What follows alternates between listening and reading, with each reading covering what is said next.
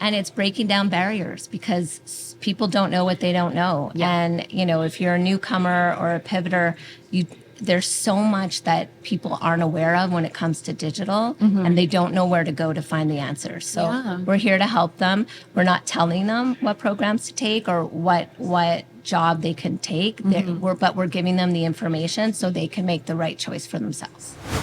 Hi, everyone, and welcome to a new episode of Launchcast. I'm Chrissy, talent acquisition and people person here at Launchcode. The ICT sector contributes substantially to Canada's GDP. In 2021, the sector's GDP was over $100 billion, accounting for 5.3% of the total GDP, with an upward trend of gaining even of a higher share. And so in the same year, over 700,000 individuals were working in the ICT sector. And the exciting part is that the growth forecast for this industry has accelerated since 2016.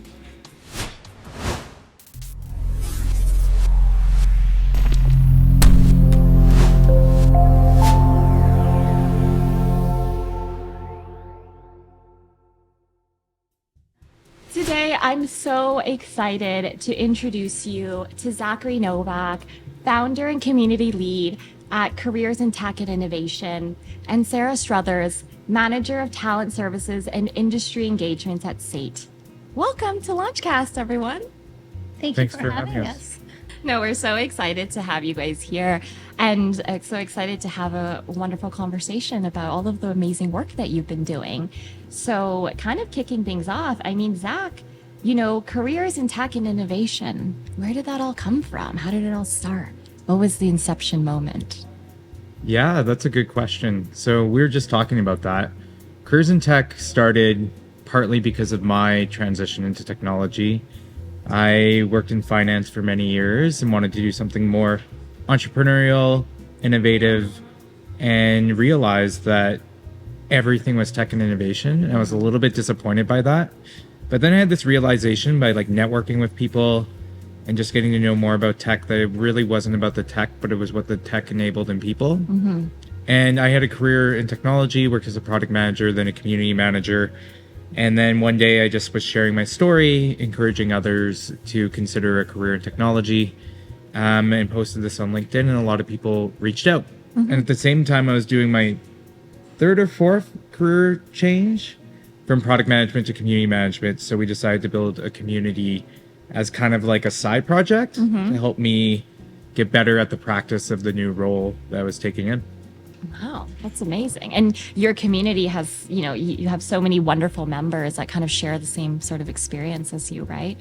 Yeah, I think we started in COVID and it was really focused on career changers, particularly people in oil and gas moving, but we have expanded a little bit. There's a lot of immigrants that are new to Canada trying to find their first Canadian tech job, although they have quite a bit of technology experience. Mm-hmm. We also have people that are looking just for a change within technology and people that want to stay in their traditional industry but have a more digital forward role. Oh, well, I can't wait to unpack that.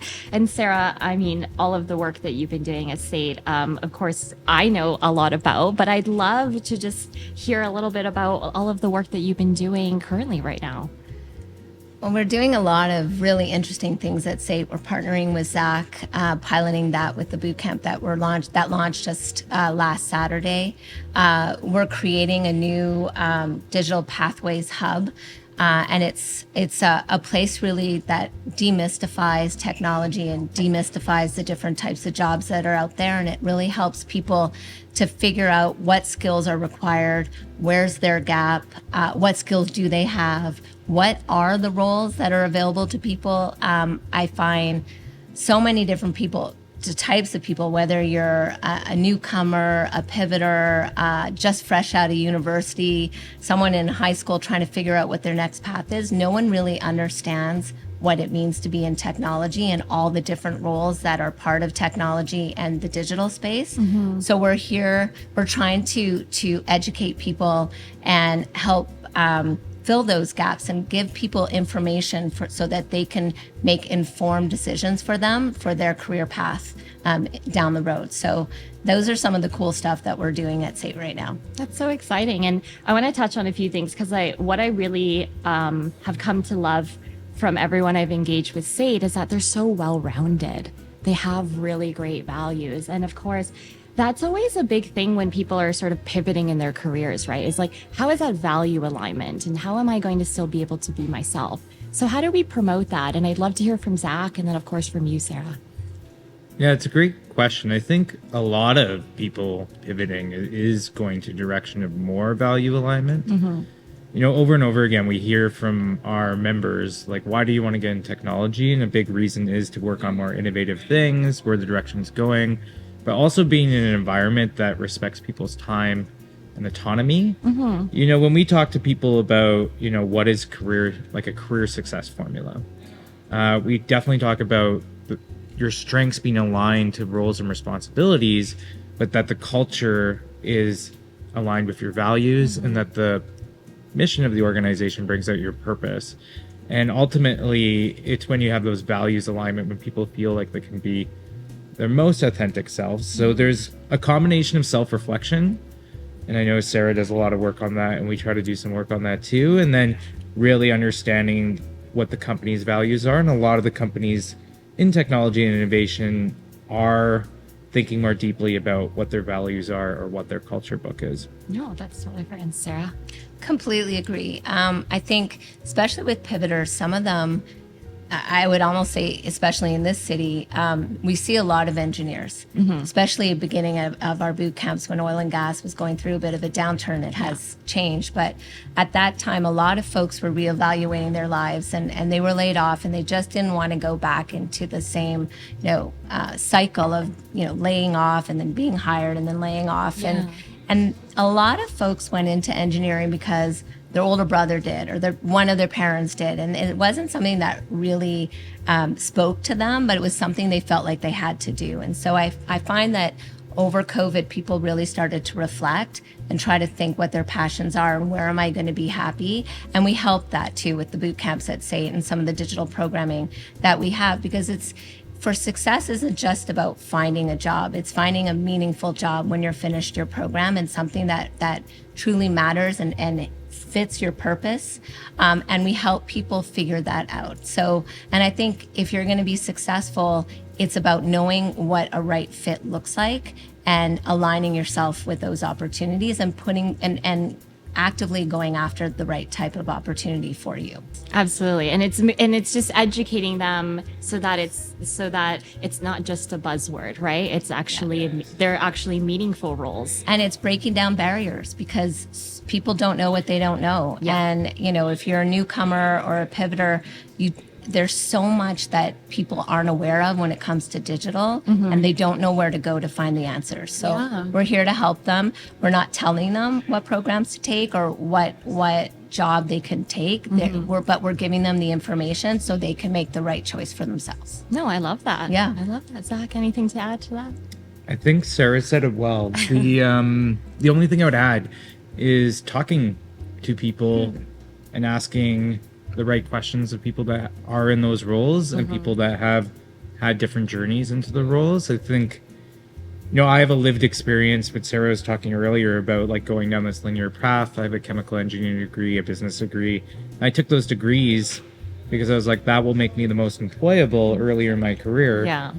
But I should have been asking myself a little bit about, my strengths, my values, but more importantly, talking to people in the profession. And I think that's something that the community in Calgary, what we're doing, what SAIT's doing, the events we even did last week together, provides an opportunities for people to self-reflect, but also get to hear from people in those roles and say, okay, does that seem like a good fit? Yeah, no, absolutely. And I love that. I think it's such a curated approach to really set the stage in the best way. Right. And a lot of people say, oh, here, just take this boot camp and then you'll have all of your dreams come true. And sometimes that's not always the case. Right, but how do you help manage those sorts of like career like trajectories once you've supported them on that educational front or just that well-roundedness front? Well, the hub really helps them with that. And it, like I mentioned earlier, it does provide them with some opportunities. And then we guide them. We have a conversation with them. We try to pull out what they're looking for. We really talk about work-life balance. What matters to you? What stage of your employment journey are you in? If you're a newer a younger person, late 20s, you might be okay with working late nights and on weekends because you want to gain all this experience and it will help you grow with your career. But if you're 45, 46 and you have kids and you're trying to balance their life, work-life balance means a different thing. And it might be, I can work a little bit on the weekends, but my evenings, I need them for myself because, I'm taxing my children to one event or another. So it's really pulling out from people what they're looking for and what matters to them and what might be a good fit for them and what they're looking for in their next career. If you're a certain type of person and you really love chatting with people and being, like a cat herder, we say with the PMs, and you've got the finger on the pulse and you know what's happening and you're working with the internal stakeholder and the external stakeholder and you really are passionate about that kind of stuff, product management might be for you. But if you're someone who, wants to be working more from home at all hours, there might be another type of job that's more for you. So it's really understanding what you're looking for and what your passions are and where you'll be happy. And then once you figure that out, understand what kind of opportunities that fit in those different kinds of passions that you have. No, I love that. No, that's awesome. And so what do you see has been, the biggest rise in demand for roles, as the tech sort of ecosystem in Calgary has even evolved? Are you asking specifically to Calgary? We're just, we're based out of Calgary, right? So I'm always just curious to see if you've seen any like upwards in like roles specifically to our region or just even across the board in Canada. It is interesting. I think over the last 5 years, there has been a flood of people trying to get into software development, particularly web development. And then the roles have been going a little bit across the gamut in my mind. So there's a few things. One is we're seeing more companies get to post product market fit, Series A, Series B. And therefore there's more need for growth for those sales and marketing roles and more specialized roles. Also, companies are starting to build data infrastructure and are realizing that they need significant more experience around data engineering. I think if there's any role that's most in demand right now that I hear is it's really hard to find great data engineers. In particular, it seems like more people are trying to get into data analyst or data scientist roles, and then even the more specialized roles like site reliability or DevOps or mobile. So I think as the industry has matured, those more specialized roles or the ones that you're not thinking about immediately are becoming more and more needed in the sector. I'm curious what Sara would have to say. Yeah. Well, I agree with everything you said, but I'm also thinking that as digital grows, and we've seen in the past year alone, like a huge change in digital. It's just exploding, and people don't really understand what that means for themselves and their own jobs. Yeah. And I think it's important for people to continue to upskill, whether you're looking for a new job or not, because having some new digital skills will help you with your current role. It will help keep you viable within your current company or provide you access for growth within your current company, because they're going to need people that have digital skills. Yeah. Because what's happened even with AI and everything that's happened in the past year, we can't even predict what's going to happen next year, the growth that's occurring. So it's important. People haven't really understood what that means for themselves personally in their jobs. And I think it's just, you might be looking for a new career, but you can enhance the career that you have now by gaining some new digital skills as well. Yeah, no, both of what you said is very profound. And I love that because we've chatted so much about what the community's like, what we're doing on the educational piece, and then, of course, what the roles are available and what the roles on the rise are. But of course, I'm always curious on, when we talk about when I think of I think of like well-rounded, and that requires, having soft skills. Zach's smiling because he knows what's coming. But, what have you found has really been like the hugest success with those who have kind of invested in that soft skill side of them alongside that digital skill to really make them successful in finding that career and that new hub for them? I think it's the curious mindset. It's always looking for something new, always being curious, always asking questions. Yeah. Constant learning. And it doesn't necessarily mean taking a program or course. It could be, like a micro credential. It could be reading a book. It could be meeting someone. It could be going to a seminar. But I think someone who's always curious, that is a soft skill that is invaluable in today's market, in my opinion. That. No, that's amazing. Yeah, I fully agree with that. Other ones, communication and ability to work with others is just an incredibly important skill, especially in these environments. And then grit. Those that are changing their careers are doing that because they don't want to settle in their career. Yeah. And that's a lot to do with also when you're trying to be working in innovation or technology, you're trying to solve problems in order to do things in a new way. And I think there's like a natural alignment there, as well as these people have to be continuous learners, and they have to, as they work in these programs or in our communities, connect and give with one another. So they're actually like really strong typically with some of these soft skills. Yeah, that's what I'd add. I agree. I think these folks are going to hear a lot of no's before they get yeses when they're looking for jobs. It could take 6 to 8 months to find a job when you're pivoting, and the market has changed from the fall. We were at, 4.2%-ish of unemployment. Now we're at, I don't know what the latest figures, but in February we were 6.8.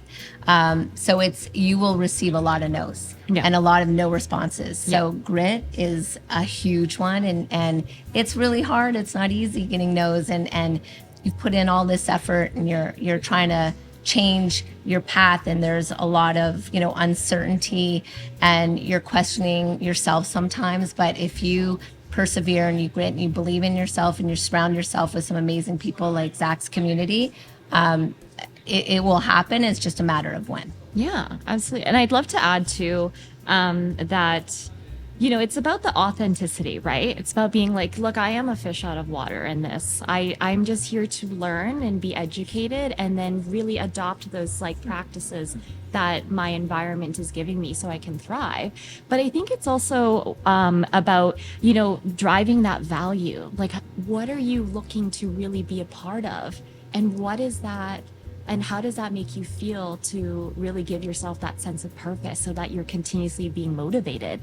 Because here at Launchcode, it's all about, hey, like, whether we're touching the code intimately, or we're designing the screens, or we're just helping build the team and all of that lovely stuff behind the velvet curtain, it's about having that continuous motivation that everything I'm doing is driving value. I want to drive value in this capacity. This is how I want to do it. This is what I want to do. And I think that that speaks for itself, because it brings along the passion. So we talked a lot about the process for those who are local, right? Whether to the country or to Calgary.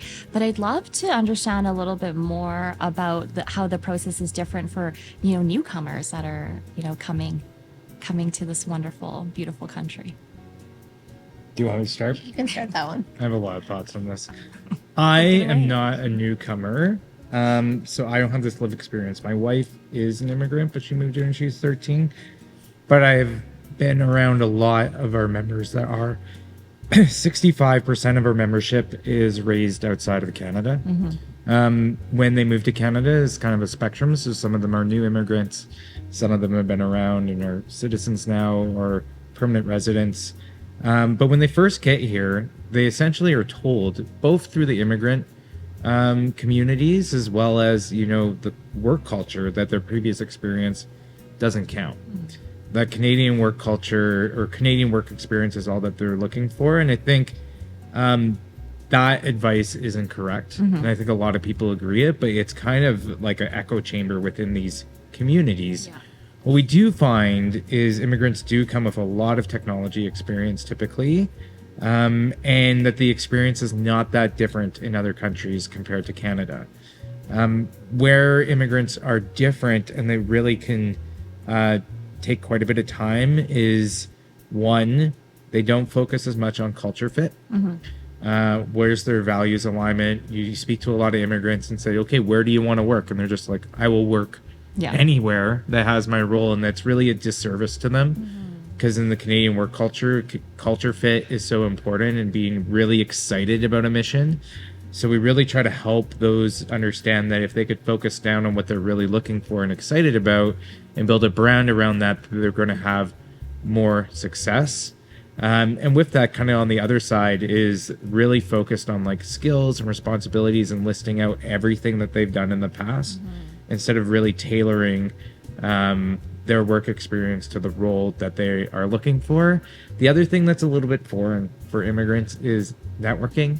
And we have such a strong referral culture in Canada, that networking is such an important part, and it just seems to a lot of them that it's disingenuous trying to network to find a job, but then we try to say it's really networking to learn from others and build friendship. Yeah. We have one member, I think he's an Iranian from Iran, and we were at a coffee chat, I think a couple weeks ago, and he's one of our members, and he's been networking more, he's been meeting with people, and he said it just so well. He's like, it's actually not about network, it's about friendship. And that was actually an aha moment for me, because I was like, it's not that they want to hire people they know, they want to hire their friends. Yeah. And I think that's just something that us in the Canadian culture like to help people that we know. So being comfortable building that network is really important as well. You know, coming from parents that were immigrants, right? Like I've had the luxury to do, and I've taken in this direction, is that I'm able to learn from them so that I can help the community as it's continuously coming through. And, you know, of course, my parents are very sort of stoic. They're just like, hey, I'm just here to do the damn thing, right? This is my survival job. And of course, I'm like, well, how can I make that more sustainable for you so that you actually love what you do, but you're also feeling like your needs are being met? And I think that what I find has been the biggest learning lesson is that it is that sort of cultural acclimation, right? Like how are they understanding through education on all of these things that can lead to sustainability? And my parents are, you know, not ones to just have any openness to be like, oh, hi, so this is who I am and this is what I would love to do. But using that experience, I'm able to kind of cater and kind of drive those conversations a little bit more to make them more comfortable and really drive that sort of value behind how these conversations really do make those small incremental impacts into your career. Absolutely. And it could really be scary for folks, intimidating for them to come to a post-secondary in Calgary, and you're not really sure where you're supposed to go, and everything looks a little bit different, and nothing's really familiar. So we're trying to partner with different newcomer associations in the city and find ways that we can make people feel welcome, and they can come to our campus, and we're talking about maybe doing some tours, and let them know this building is this is the SAIT building, and this is our School of Business building, and this is where you go if you want some information on the credit side, and this is where you go if you want some information on continuing education side, and just making people feel comfortable and welcome so they're not intimidated coming to a campus in a city that they've just been here, I don't know, a month or so. Like I just can't imagine how difficult it must be. But, you know, like I said earlier, we're trying to break down barriers and make people feel welcome and provide them with the tools they can use down the road to make the best decisions for themselves and their family. No, and it's great people like the both of you that really are so invested in just, you know, reducing all of those sort of challenges so people can just thrive. Because that's what we want for everyone, right? That's the long-term goal. And so what would you say would be like the best advice that you would give to, someone coming and they're local to Canada, they're looking to get into tech, or even just a newcomer that's coming through and just kind of starting this process, but from a different stage? Well, Zach touched on it earlier. Chat with people, reach out to someone, go to LinkedIn. If you're trying, come to SAIT and come to our digital Pathways Hub. There's so many different options for you to take, but I would definitely go to events and try to meet people at different events. Platform Calgary every other Tuesday has Tech Talent Tuesday, where companies come in and they talk about their values, and they talk about upcoming roles that they have and the type of candidate that will be a good fit for them. But meet with people, connect on LinkedIn, try to ask for coffee meetings to get an understanding of what's out there, what they're looking for, and then try to figure out what jobs will make you happy, and then network, and then take some courses. It could be at SAIT, could be Udemy, could be UC, Mount Royal, anywhere, but it could be any upskilling program. We have some amazing upskilling programs across the city, but I think it's important to stay educated and stay up to date and get out there and meet people. Yeah, absolutely. Zach, anything to add? Yeah, the finding direction is really important, and as part of, I kind of like, when members join CITI, I really try to focus on three things, because these are ways that we can help and that supplement what people are traditionally doing. And one is personal brand, and this is really about finding direction. But who am I? How do I present myself in the world? And building kind of that thought leadership about what type of person I am, what values do I have, and what type of role should I be in. So when people look in your LinkedIn or your profile or your resume, it's very consistent about what you're looking for. And there's a lot of self-reflection in that and direction setting. Secondly is projects. Actively building projects is really, really important. So if you're pivoting into tech and you are a software developer, yes, building applications is an important thing to do. But if you're an immigrant and you have 5, 10, 15 years of experience working in tech, you really should be seeking out opportunities in the community to mentor, teach, lead others in projects, show that you have that Canadian leadership experience. So projects can be broad. It can be as much as doing a blog, or sharing content, or doing a social account based on the role that you're looking for.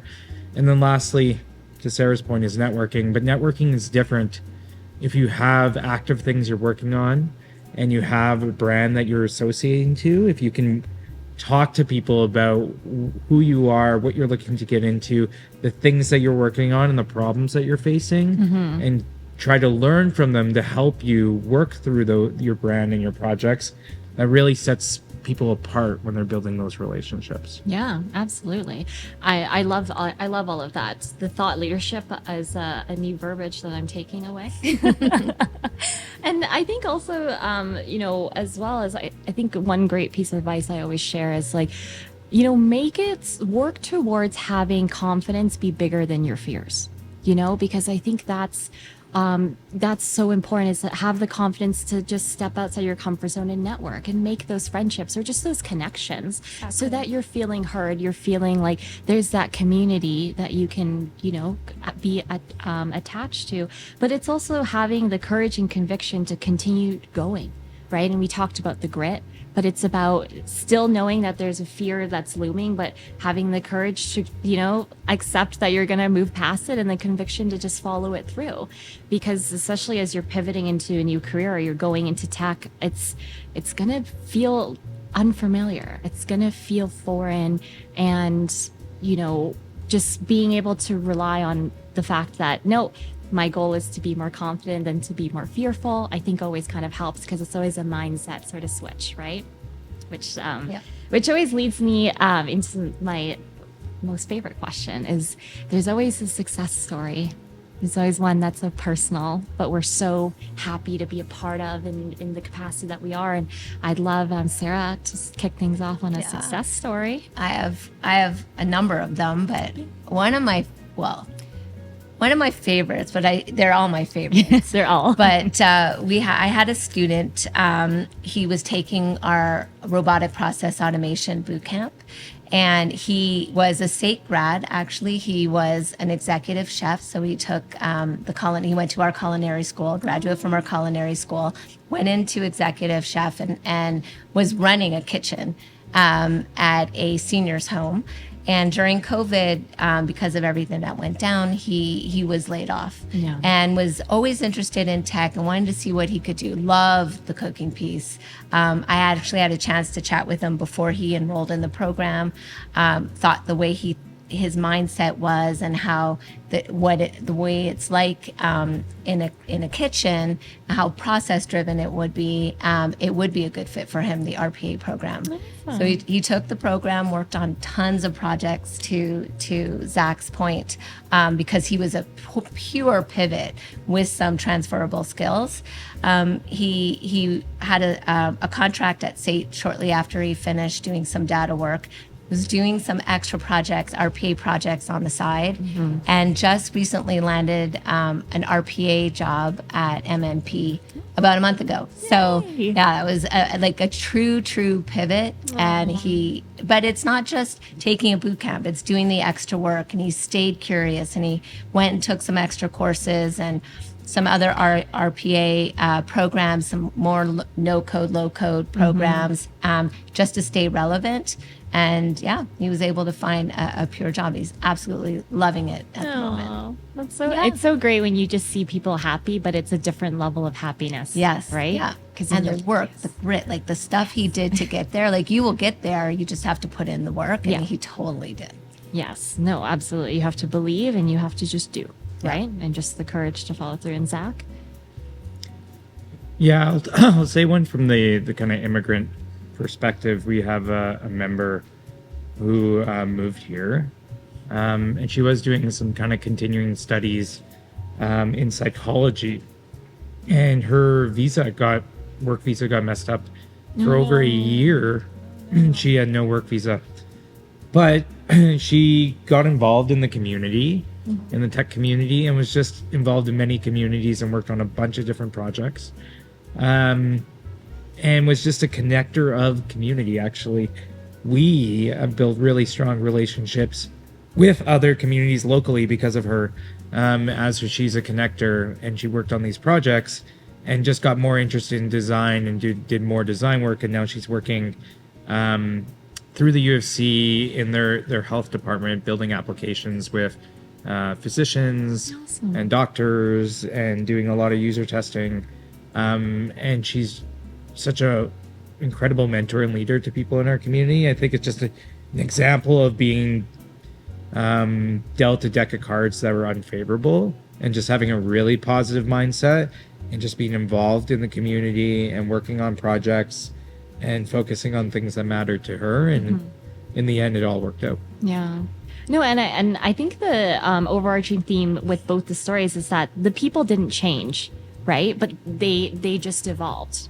They just, they added things to their repertoire, but they still are very wholesome. And I think that's what I always promote as the goal, is to be happy with yourself, to be happy with what you're doing. And I think that's the most beautiful thing that we could always ask for everyone. And so I know there's just so many people that are probably like, oh my God, how can I connect with you? Where can I find the resources? I wanted to give you guys both the floor to kind of share how they can connect with you and where they can go to seek more information and be a part of the community. Okay. You can find me on LinkedIn. Sara Struthers, no H, Sara Struthers. And you can reach out to me on SAIT. My email is sara.struthers, Struthers, @sait.ca. I love that. Yeah, and you can find us careerintech.ca, as well as on LinkedIn, both through Careers in Technology and Innovation and my own account. And you can email me to anytime, Novak, ZNOVAK, @careerintech.ca. But LinkedIn's probably best. I'm pretty active there, so if you send me a connection request with a note, please add a note. The notes are important. Get back to you, for sure. No, I think that this has just been such a wonderful and enlightening conversation, and I just want to thank you both for Zach and Sara for just joining us on Launchcast and being able to talk about all the wonderful work that you're doing and how it can be different, for some, but we're trying to get to the same goal for everyone. And I think that, I can't wait to see how your work continues to evolve and all of the people that you're, going to make an impact on and, just help them reach that professional success that they've been looming for in the tech industry. So, and that's it for today. We hope that this episode truly inspires you to build a career in tech. Remember to like, comment, and share this video.